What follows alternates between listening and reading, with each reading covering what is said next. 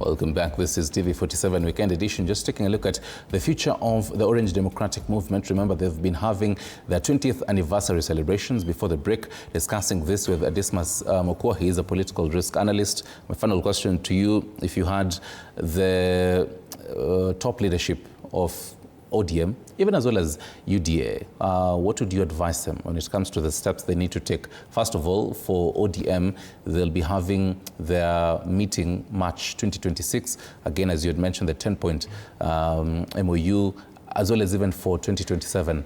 What do they need to understand?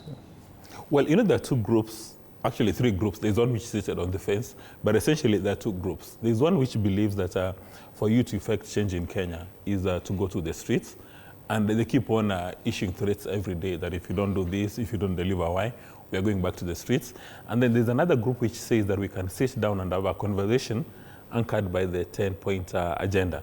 And yesterday I saw, I mean, from the time Mr. Raila Odinga passed on, every single ODM member was being given the opportunity to speak. You know, the party, the file, you know, and the rank have said that we must respect Mr. Odinga's wishes. And Mr. Odinga and Ruto had entered into this broad-based administration anchored in the 10-point agenda. Right. And in my view, that is what should determine how the two parties make progress. Okay. But it appears that the people within the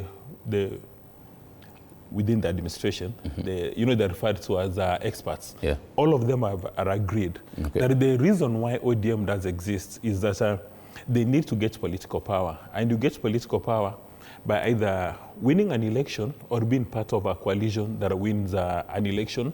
Right. And it appears they're not very interested in the streets. So my view would be they need to go sit back and reflect and ask themselves, are they sick and tired of being in the streets every day, or do they want to be part of a group that forms the next administration? Right.